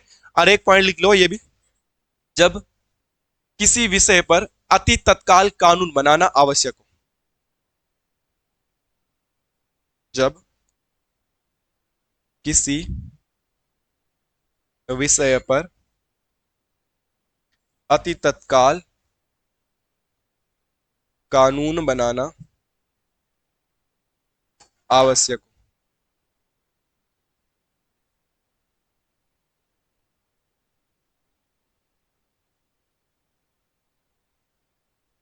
कानून बनाना आवश्यक।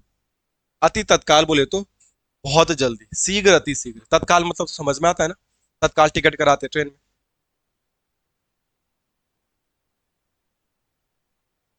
हाँ जी। नहीं नहीं, अभी पढ़ेंगे उसके लिए। अभी पढ़ेंगे उसके लिए, कब तक जारी रहेगा। अभी पढ़ेंगे उसके लिए। बहुत अच्छा क्वेश्चन किया है, उस पर भी बातचीत करेंगे। फिलहाल ये समझो कि अध्यादेश क्या होता है, कहाँ पे जारी होता है, कौन जारी करता है और कब जारी करता है। अगर संसद का एक सदन चल रहा है तो अध्यादेश जारी हो सकता है। हाँ। अगर दोनों चल रहे तो अध्यादेश जारी हो सकता है। नहीं। ठीक है। अति शीघ्र वाला पॉइंट इसलिए लिखा है कि कोई नॉर्मल कानून है, मतलब ऐसा भी नहीं कि कल नहीं बनेगा तो दिक्कत हो जाएगी समाज में। ऐसा कानून है कि हाँ एक दो महीने बाद भी बनेगा तो नॉट है बिग डील। ठीक है। ऐसा कानून है, अगर एक जैसे कि अभी हमारे देश में समान नागरिक संहिता लागू नहीं हुई है। हमारे उत्तराखंड में तो हो रही है, पर पूरे देश में नहीं है। अगर पूरे देश में समान नागरिक संहिता लागू करवाना है तो ऐसा भी नहीं है कि अगर कल लागू नहीं हुआ तो देश में कुछ गड़बड़ हो जाएगी। ऐसा नहीं है ना, बहुत खतरनाक मामला, अति शीघ्र जरूरत नहीं है ना करवाने की। तो राष्ट्रपति को जरूरत नहीं है कि अध्यादेश जारी कर दे कि भाई बनाओ बनाओ। और कोई जैसे कोविड वाला मुद्दा बोला मैंने, अचानक से कोई ऐसा कंडीशन आ गई कि यार अगर ऐसा कानून नहीं बनाएंगे तो हमारे देश में तो लोग सुधरेंगे नहीं, तो सबके सब इधर से उधर घूमते रहेंगे, सबके बीमार एक ही साथ सब हॉस्पिटलाइज हो जाएंगे। तभी हुई थी ना, ऑक्सीजन की खत्म हो गई थी, ऑक्सीजन की सप्लाई खत्म हो गई थी, सिलेंडर नहीं मिल रहे थे हॉस्पिटलों में। अति शीघ्र जरूरत थी तो राष्ट्रपति कर सकते।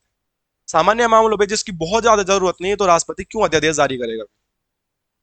अध्यादेश जारी करने की शक्ति कौन सा अनुच्छेद में किसको है, अध्यादेश क्या होता है और अध्यादेश कब जारी होता है। किसी भी पॉइंट में कोई प्रॉब्लम है, किसी को कुछ पूछना है पक्का। अब अध्यादेश के बारे में एक दो फैक्ट, जैसे अभी बीना ने क्वेश्चन उठाया कि ये 6 महीने तक एक्टिव होता है। ठीक है। इस पे बात करते हैं, बहुत अच्छा जवाब है, मैंने भी वही लिखाना है। बट उसमें क्या समझने योग्य चीज है, जब कथन के लिए वो क्वेश्चन आएंगे तो कैसे आप उसे डील करोगे। ठीक है। सपोज करो जैसे मैंने अभी बोला कि एक उदाहरण दे रहा हूं मैं आप लोगों को कि हम लोगों को पब्लिक प्लेस में मास्क लगा के घूमना है, मास्क लगाकर घूमना है। ये जारी हुआ किसमें, अध्यादेश में। ये वाला जो रूल हुआ ये कहाँ जारी हुआ, अध्यादेश में जारी हुआ।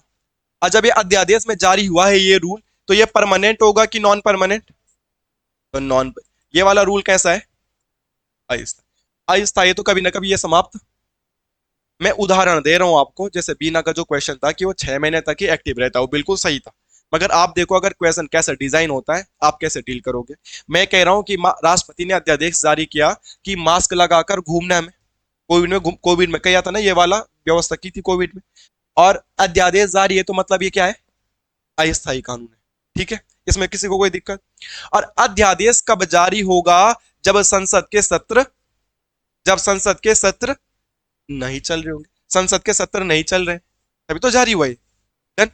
मगर क्या संसद के सत्र परमानेंट नहीं चलेंगे, कभी ना कभी तो तुम्हारी स्कूलें खुलेगी, मतलब उनके सत्र चलेंगे। तो जैसे ही राष्ट्रपति ने अस्थायी कानून बनाया मास्क लगाकर घूमना है, क्योंकि अभी सत्र नहीं चल रहा था। मगर कभी ना कभी सत्र की शुरुआत होगी कि नहीं होगी, सत्र की शुरुआत होगी या नहीं होगी, सत्र की शुरुआत होगी ना कभी ना कभी। जैसे ही सत्र की शुरुआत होगी तो इस विधेयक को संसद में रख दिया जाता है। जो राष्ट्रपति ने अपने आप ही नहीं बनाया था कानून कि मास्क लगा के घूमना है, उस समय तो लोकसभा राज्यसभा था नहीं, तो उनसे पूछना भी कैसे था। मगर अब आ गए ना, अब स्कूलें खुल गई है तो पहले उन्हीं से पूछा जाता है कि भाई मैंने तुम्हारे ऑब्सेंट में ये कानून बनाया है, अब बताओ इस पे क्या करना है, अब बताओ इस पे क्या करना है। अगर उस कानून की अब जरूरत नहीं है तो उस पर हस्ताक्षर नहीं करते, वैसे खत्म कर दो, तो उसी समय खत्म। और उसकी बहुत जरूरत है, उसकी बहुत जरूरत है, तो वो लोग उसके पॉजिटिव में साइन करेंगे और वो परमानेंट कानून बन जाएगा। परमानेंट कानून कब बनता है, जब सत्र में दोनों होंगे, लोकसभा भी और इस कानून की परमानेंट जरूरत होती, तो ये दोनों के दोनों साइन कर देते तो रूल ही बन जाता कि मास्क लगा के घूमो, फिर परमानेंट ही बन जाता। और हम यूज नहीं करते, हम नहीं लगाते तो चालन होता। अब तो परमानेंट बन गया ना। पर इन्होंने देखा कि इसकी कोई जरूरत नहीं है तो इन्होंने साइन नहीं किया, तो यहीं पे क्या हो गया, ये समाप्त हो गया। समझ में आई बात। जब इनके पास गया तो इनके पास दो कंडीशन तो है, अगर जरूरत नहीं है तो समाप्त करो, और जरूरत है तो उसे परमानेंट, यही तो है। मगर राष्ट्रपति ने इनसे पूछा है नहीं, राष्ट्रपति ने इनसे कानून भी बना दिया। चलो उस समय तो सत्र नहीं चल रहा था, मगर अब सत्र चल रहे थे उनसे अभी भी नहीं पूछा जा रहा है, उनसे अभी भी नहीं तो अपने आप ही 6 महीने बाद, क्योंकि परमानेंट तो, देखो पूछोगे, जैसे तुमने किसी को ऑफर मारा तो हाँ है तो ना ही तो बोलेगी, दो ही चीजें हो सकती है। तो पूछा है तो ना बोलेंगे, या तो उसको परमानेंट कर देंगे, दो ही चीजें होंगी। मगर पूछेंगे नहीं तो 6 महीने चलेगा रिलेशन, उसके बाद। बात समझ में आई आप लोगों की? तो इसीलिए यहाँ पे आप नोट करके लिख दीजिएगा, संसद सत्र के स्टार्ट होने के ओनली 6 महीने तक वैलिड रहता है अध्यादेश के पावर। संसद सत्र के शुरू होने के बाद, संसद सत्र के शुरू होने के बाद 6 महीने तक वैलिड, वैलिड को क्या बोलेंगे भाई हिंदी में? मेरी अंग्रेजी ज्यादा तेज है ना थोड़ा, बोल बुला। तूने कैसे स्कूल में पढ़ा, दाल भात वाली या थोड़ा स्टाइलिश? दाल भात। कब से खाया दाल भात, शुरू से ही या थोड़ा बड़े हो गए? शुरू से ही। हम्म? थाली घुमानी भी आती तुझे ऐसे से? तुम मैंने घुमाई है? तुमने दाल भात में कोई नहीं पढ़ा तुम में से किसी ने? जब हम दाल भात लेने जाते थे ऐसे घुमाते थे, खट खट खट खट थाली को घुमाते घुमाते जाते थे, कि कोई कोई घुमा पाता था थाली को। हाँ फिर कॉपी, कॉपी वाले तो प्राइवेट स्कूल वाले घुमाएंगे ना, हमारे पास थाली का ऑप्शन है भाई, ठक ठक ठक ठक ठक। तो आदमी कृष्ण भगवान बनते बनते थाली खाने ले जाते थे। कॉपी घुमाना थोड़ा स्टाइलिश होता था, मतलब जो कॉपी घुमा पाता था वो थाली को बहुत स्मूथली घुमा देता था, क्योंकि कॉपी में थोड़ा पेज भी रहते थे ना, वह थाली आराम से घूम जाती थी। तो जो कॉपी नहीं घुमा पा रहा पहले थाली घुमानी पड़ती थी। फिर एक दो स्टाइलिश होते थे, उंगलियां चेंज करते थे वैसे, ठक ठक ठक ठक उंगलियां भी चेंज। लोग खतरनाक है यार भाई। तूने भी घुमाया ऐसे? ऐसे दाल भात में पढ़ा तूने, बहुत निहायती दाल भात में। अध्यादेश के बारे में कोई समस्या किसी को, कब, कौन? हाँ जी बोलो। हाँ हाँ हाँ। नहीं नहीं, जब सत्र शुरू होगा तभी गिनेंगे उसका टाइम। जैसे कि राष्ट्रपति ने 15 जनवरी को अध्यादेश जारी किया, मगर सत्र शुरू हो रहे 15 फरवरी से, तो इसका 6 महीने का टाइम यहाँ से शुरू करेंगे, ये 1 महीना तक तो राष्ट्रपति का अध्यादेश ही जारी हो। ऐसा नहीं कि यहीं से 6 महीने गिनना शुरू कर दिया, खत्म कर दिया उसे। 6 महीने जो गिनना शुरू करेंगे वो सत्र शुरू होने के बाद करेंगे, जब तक उनसे पूछेंगे। हम्म। हाँ। उस 6 महीने की तो कंडीशन ही तब आएगी जब सत्र की शुरुआत होगी, सत्र ही नहीं चलेगा तो चलता ही रहेगा कभी, पर ऐसा तो नहीं, हो ही नहीं सकता कि सत्र चलेगा नहीं, कभी तो जाना ही पड़ेगा ना देश को वाले संसद में बैठने के लिए। कोविड में हो सकता है कि वो नहीं गए होंगे 1 साल के लिए, 1.5 साल के लिए, 3 साल के लिए, 5 साल के लिए, मगर ऐसा पॉसिबल है कि सत्र ही नहीं चलेगा? चलेगा। मगर वो 6 महीने की कंडीशन तभी शुरू होगी जब सत्र चलेगा, अगर सत्र ही नहीं चल रहा है तो क्या करेगा, वो तब तक चलता ही रहेगा। मगर ऐसा तो कोई कंडीशन शायद ही क्या ही आएगी ना कि सत्र चलेगा नहीं। नेक्स्ट, और किसी को कोई डाउट है? अध्यादेश कब जारी होता है? जब संसद में सत्र नहीं चल रहा, चाहे वो दोनों सदन, चाहे एक भी। और फिर तब भी हो सकता है जब बहुत अति महत्वपूर्ण आवश्यक रूल बनाना है। अगर बहुत अति आवश्यक महत्वपूर्ण रूल नहीं है तो सत्र नहीं चल रहे, तो सत्र चलने का वेट कर लो, यही तो मुद्दा है। कोई बोलेगा अति महत्वपूर्ण वाला रूल क्यों लिखा रहे हो सर आप? तो अगर अति महत्वपूर्ण नहीं है तो राष्ट्रपति कानून बनाने के लिए उन दोनों का वेट तो कर लेगा, किसका, लोकसभा और। पर राष्ट्रपति से वेट भी नहीं हो रहा है, जरूरत है ना उसकी, 3 कंडीशन है। ठीक है। जब भी सत्र शुरू होगा तो सत्र में, सदन में उस मुद्दे को रखना पड़ेगा। अब वो लोग डिसाइड करेंगे, जो सरकार है हमारी देश की चलाने वाले जो सांसद है वो डिसाइड करेंगे कि बनाना है कि नहीं बनाना। अगर उनको लगा अब इसकी जरूरत नहीं है तो वहीं पे क्या कर देंगे, समाप्त। उनको लगा इसकी जरूरत है तो हस्ताक्षर करके वो कानूनी क्या बन जाएगा, परमानेंट।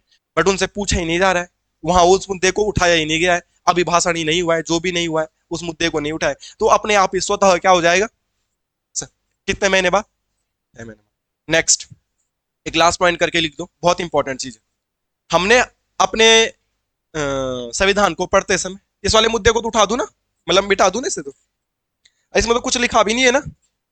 एक लास्ट पॉइंट, हमने 6 मंथ वाला क्राइटेरिया देख लिया ना, कोई दिक्कत इसमें? अब जब हम संविधान पढ़ते हैं हम 3 सूचियां पढ़ते हैं, संघ सूची, राज्य सूची, समवर्ती। अरे ऐसा होता है कि नहीं होता है? कॉन्क्रेट लिस्ट, स्टेट, पता नहीं क्या बोलते हैं, ऐसे कुछ बोलते हैं ना अंग्रेजी में। चलो कोई बात नहीं। देश पे संसद कानून बनाती है, इस पे राज्य कानून, इस पे दोनों मिलकर कानून बनाते हैं। अगर विवाद हो गया तो सेंटर वाली पावर को माना जाता है। ये हमने देखा सुना समझा है ना हमने। अब हमारे अध्यादेश वाली बात आई। अध्यादेश वाली बात, तो यहां से क्वेश्चन कथन वाला क्वेश्चन बनेगा और बहुत महत्वपूर्ण क्वेश्चन बनेगा। आप एक लाइन में लिख लो कि अध्यादेश कभी भी राज्य सूची के विषय पर लागू नहीं होता है, जारी नहीं होता है। अध्यादेश राज्य सूची का कोई मुद्दा है ना, स्टेट लिस्ट का कोई मुद्दा है, तो राष्ट्रपति उस पर कोई कानून या कोई अध्यादेश जारी नहीं करेगा। देखो संघ सूची वाला कौन सा है, देश वाला ना, संसद वाला। असमवर्ती में भी पावर किसके पास होती है, संसद को। तो राष्ट्रपति समवर्ती सूची में भी और संघ सूची में भी अध्यादेश जारी कर सकता है, मगर राज्य सूची के विषय पर राष्ट्रपति अध्यादेश जारी नहीं कर सकता। अगर करेगा तो राज्यपाल करेगा। कथन वाले प्रश्न बनेंगे, क्या राष्ट्रपति राज्य सूची के विषय पर अध्यादेश जारी कर सकता है दोस्त? तो हम क्या बोलेंगे, नहीं करता है। ठीक है, तो राष्ट्रपति किस पे अध्यादेश जारी कर सकता है, या तो विषय संघ सूची का होना चाहिए या फिर समवर्ती सूची का होना। यहां तक किसी को कोई दिक्कत है तो बताओ, कोई प्रॉब्लम? नेक्स्ट हेडिंग डालेंगे, राष्ट्रपति की वीटो पावर। अगली पावर है राष्ट्रपति की वीटो पावर। अध्यादेश के बारे में किसी को कुछ और भी पूछना होगा तो पूछिएगा रे भाई। हाँ, अगर आप पूछोगी नहीं तो मुझे कैसे पता लगेगा। राष्ट्रपति की वीटो पावर कौन सा अनुच्छेद में भाई? एक एक एक। कौन सा अनुच्छेद में? 111। राष्ट्रपति की वीटो पावर कौन से आर्टिकल में है दोस्तों? 111 में, एक एक एक। ठीक है, वीटो शब्द का जो अर्थ होता है, तो वीटो शब्द का अर्थ होता है रोकना। वीटो शब्द का अर्थ क्या होता है भाई?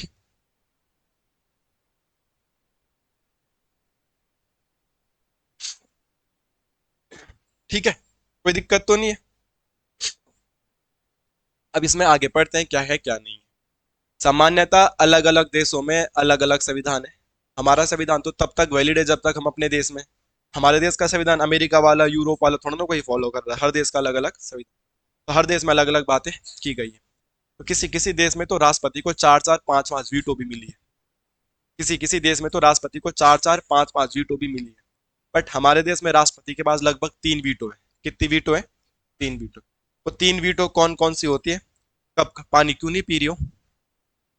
वेट कर रहे हो जब तक मैं नहीं बोलूंगा, मैं नहीं पियो। क्या हो, गर्म पानी ले, नहीं ले?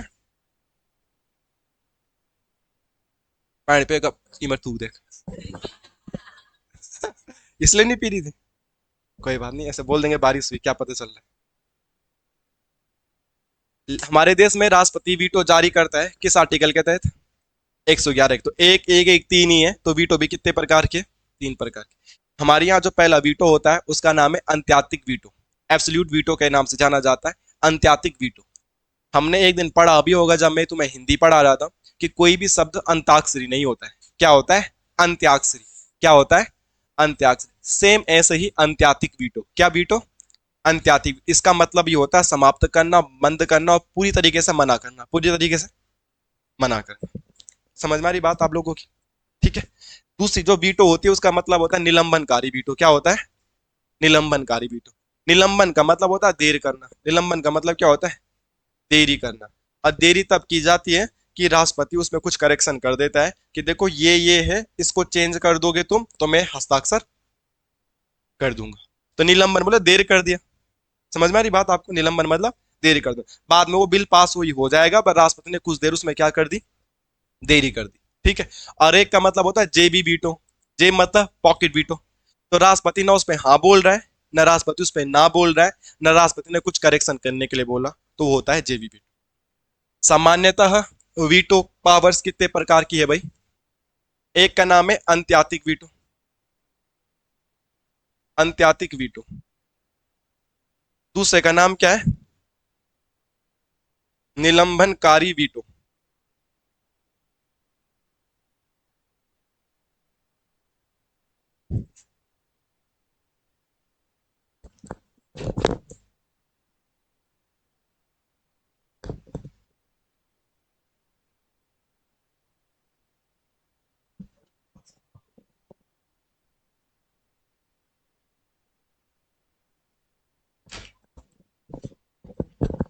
तीसरा कौन सा है भाई बताओ।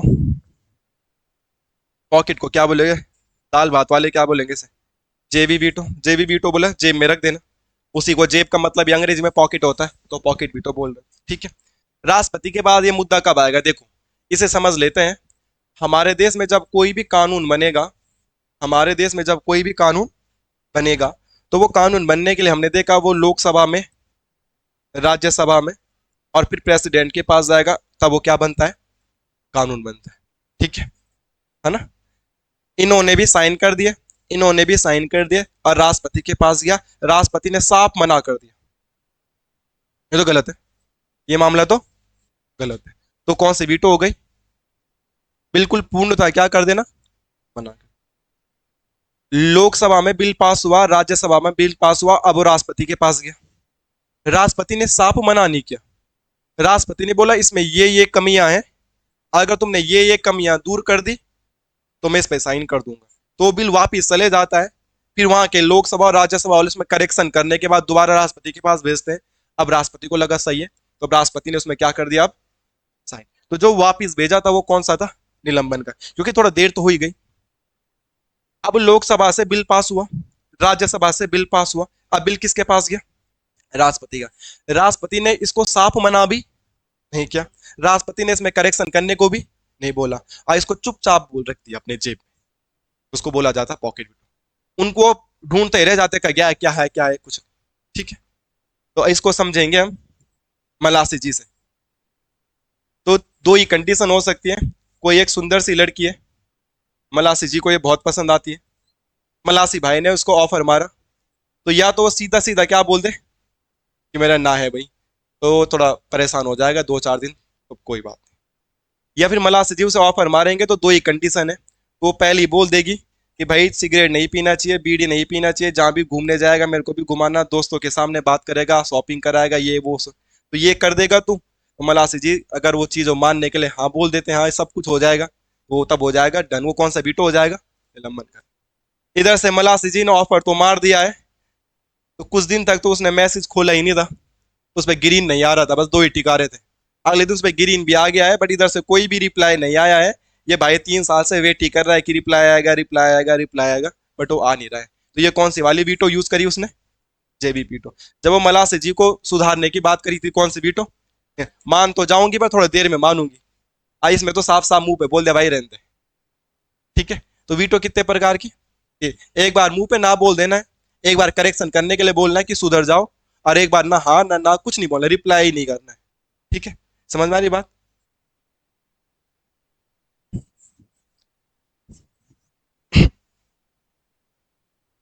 लिख दोगे ना कि लिखना है?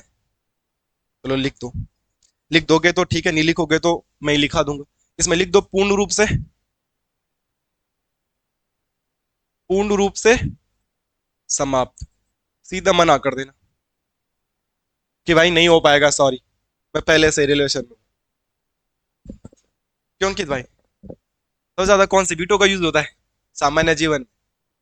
पॉकेट बीटो का। रिप्लाई ही नहीं आ रहा, बोल तो भाई, तो कुछ तो बोल, क्या चाहिए आखिर, क्या चाहिए औरत को ऐसा? रिप्लाई कर रहा, सीन ही नहीं आ रहा, क्या बोले, मैसेज कर रहा, रिप्लाई नहीं आ रहा, ठीक है।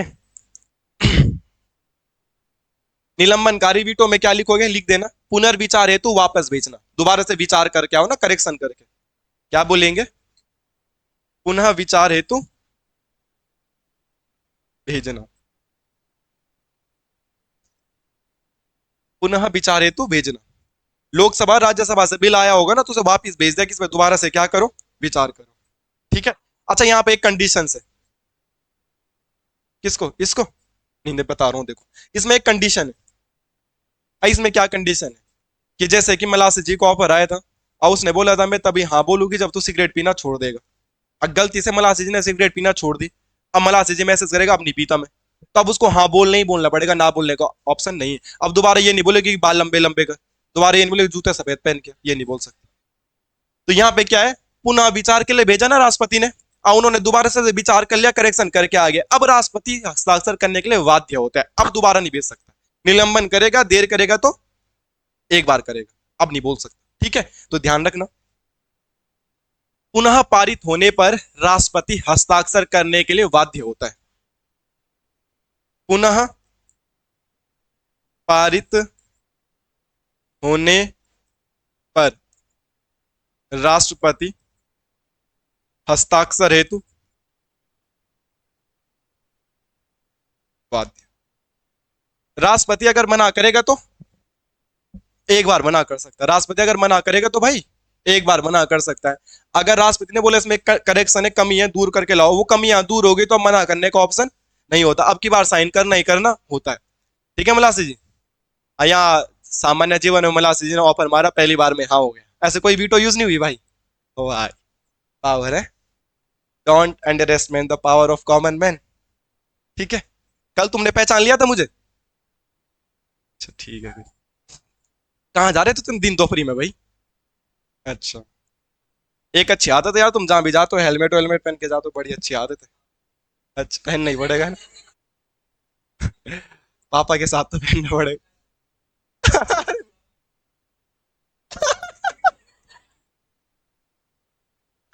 ओ भाई ओ भाई, तेरे पापा मुझे गाली देते देते तो नहीं जा रहे थे।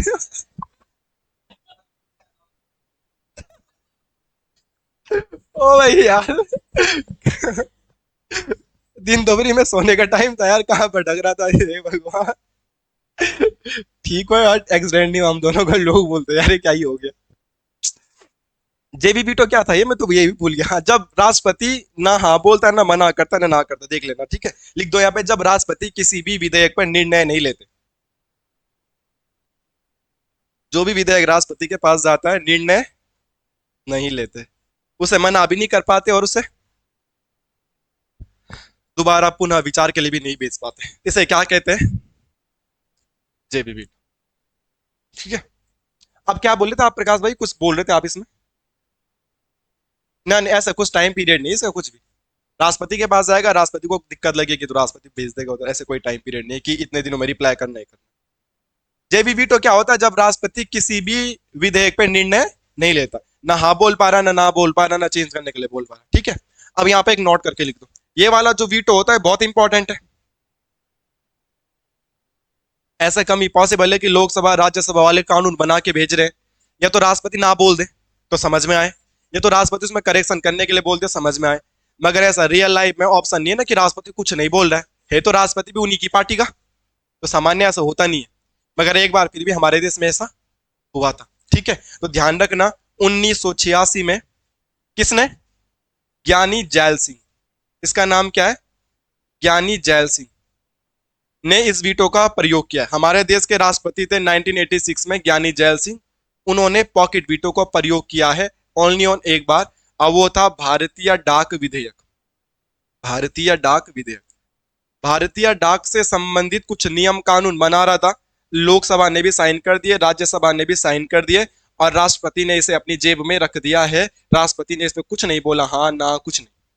तो क्या हमारे देश में कभी राष्ट्रपति के द्वारा पॉकेट वीटो का यूज किया गया है? तो किया गया 1986 में। कौन राष्ट्रपति थे वो भाई?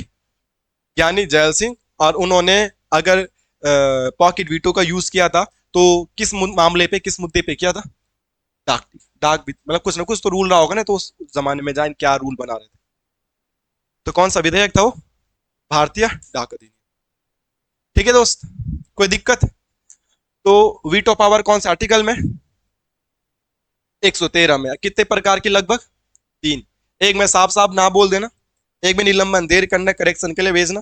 करेक्शन करके आ गया तो उसके बाद कुछ भी उसमें ना नहीं बोल सकते। उसके बाद सीधा सीधा बाध्य का मतलब क्या है कि अब करना ही करना पड़ेगा, अब ना बोलने का चेंज करने का ऑप्शन नहीं है। ठीक है, जब वो दोबारा घूम के आ जाए एक बार, क्योंकि निलंबन मतलब देरी करना होता, देरी कर दिया खत्म, अब नहीं बोलना दोबारा। जेबीबीटो में कोई निर्णय नहीं लेते। क्या कभी जेबीबीटो का यूज हुआ है? हुआ है। भारतीय डाक विधेयक में हुआ है, 1986 में हुआ है, और भारत के राष्ट्रपति ज्ञानी जैल सिंह ने किया है। उससे पहले हमने पढ़ा 6 मंथ तक क्या है, 6 मंथ तक वैलिड क्या रहता है? अध्यादेश। ठीक है। और और क्या, अध्यादेश राज्य सूची के विषय पे जारी नहीं होगा। बाकी अनुच्छेद 123 है, 331 में एंग्लो इंडियन, और उसकी परिभाषा क्या है एंग्लो इंडियन की? 366। और 266 में 108 संयुक्त बैठक। और कुछ है क्या? विशेष अभिभाषण साधारण, साधारण वाला कब है? 86 में। विशेष की कंडीशन ध्यान रख लेना, ठीक है, दो कंडीशन है। बाकी 70 कितने चलते हैं? तीन। और फिर हमने देखा राष्ट्रपति की विधायी शक्ति। यहाँ तक कोई दिक्कत? याद हो जाएगा। पर बात पूछ मैं याद करी का आ जाए, हाँ बोला करी काजल याद। तो रोज हाँ बोलता है पर करता नहीं है भाई। चलो अब हिंदी निकालो, तब थोड़ा हिंदी पढ़ते हैं। हिंदी का रिटर्न है ना आज।